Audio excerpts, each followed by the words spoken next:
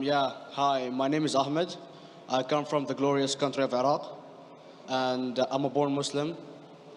My problem is that I practiced Islam when I was. Brother, first we request questions from the non-Muslims. Yeah, Once all the questions from non-Muslims are over, inshallah, we'll give you a chance.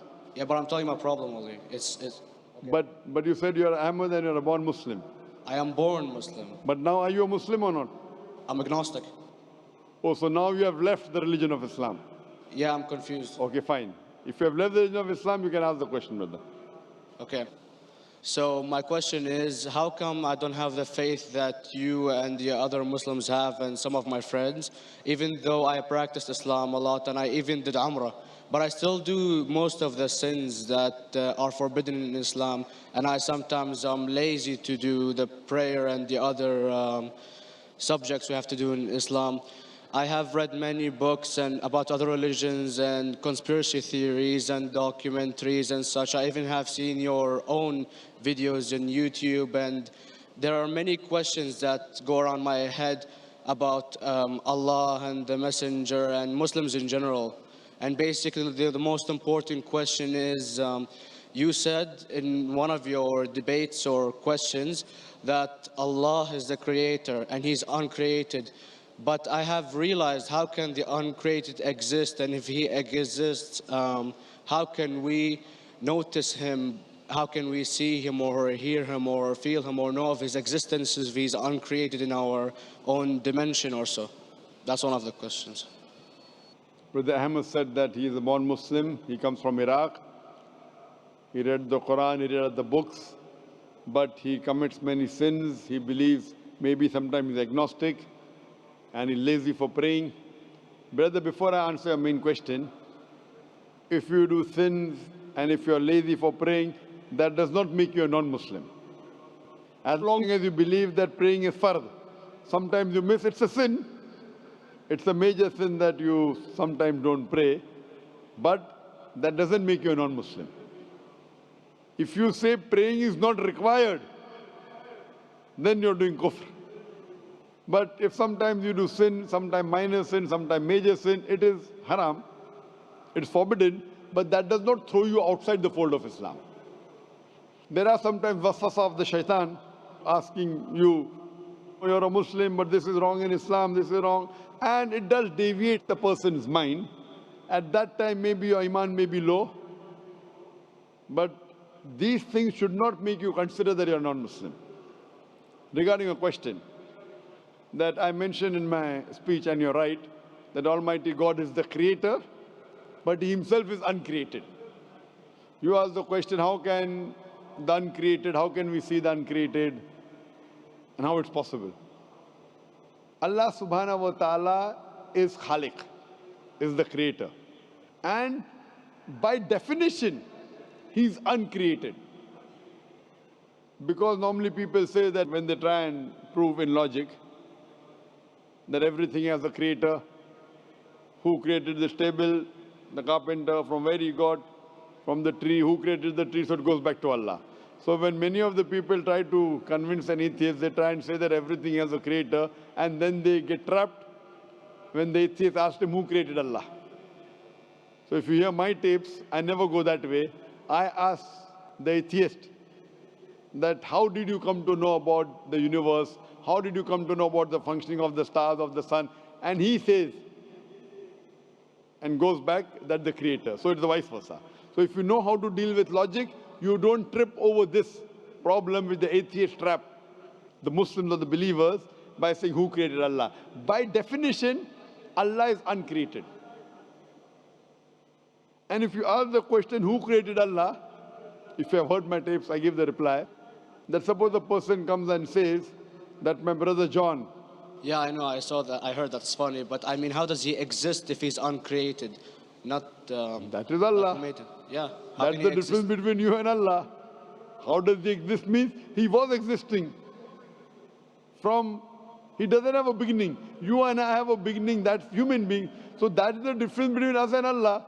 You can't say that Allah has to be like us. If Allah is like you and me, why should we worship Him?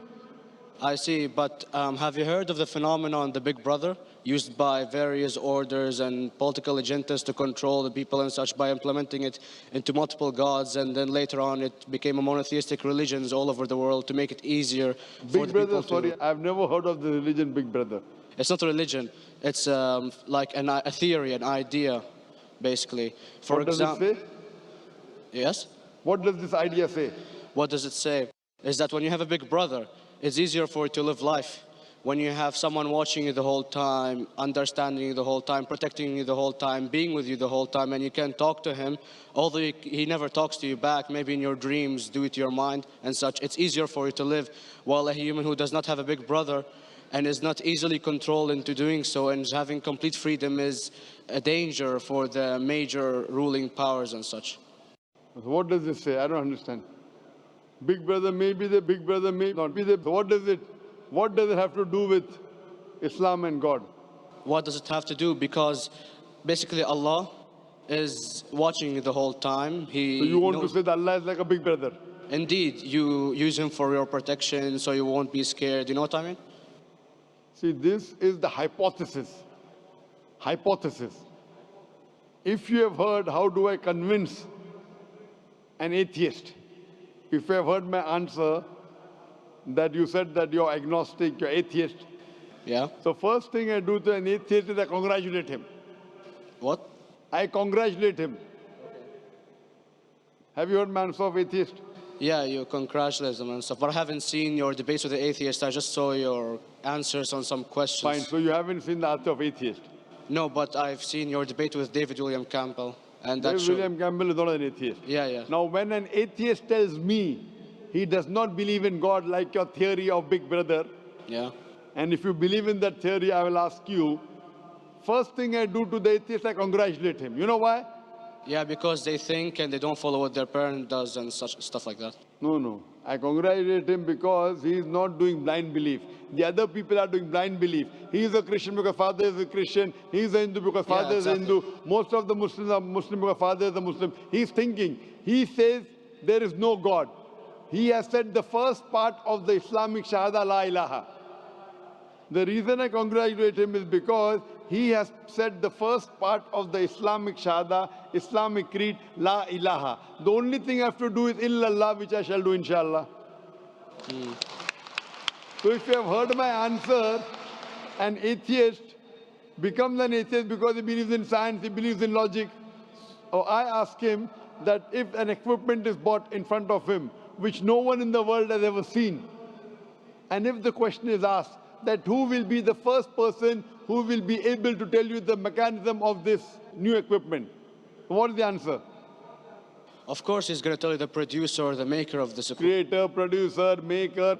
So when we ask him questions that how did this universe come into existence, he will talk about the Big Bang. This what we're going to talk is already mentioned in the Quran 1400 years ago in Surah Anbiya chapter number 21 verse number 30. Avalam yaral lazina kafaru anna samawati wal arda kanat ratkum fataknahuma. Do not the unbelievers see that the heavens and the earth were joined together and we clove them asunder. This what you came to know 50 years back is mentioned in the Quran 1400 years ago. Who could have mentioned that?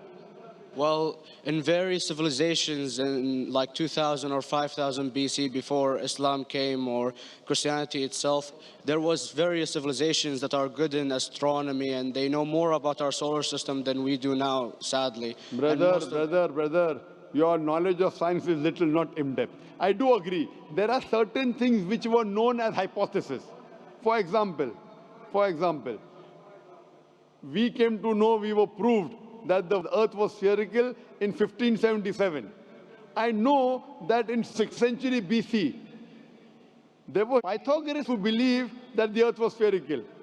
But the same Pythagoreans who believed the earth was spherical also believed that the earth was the center of the universe, which is wrong. You show me one civilization which believes 100% what the Quran has mentioned.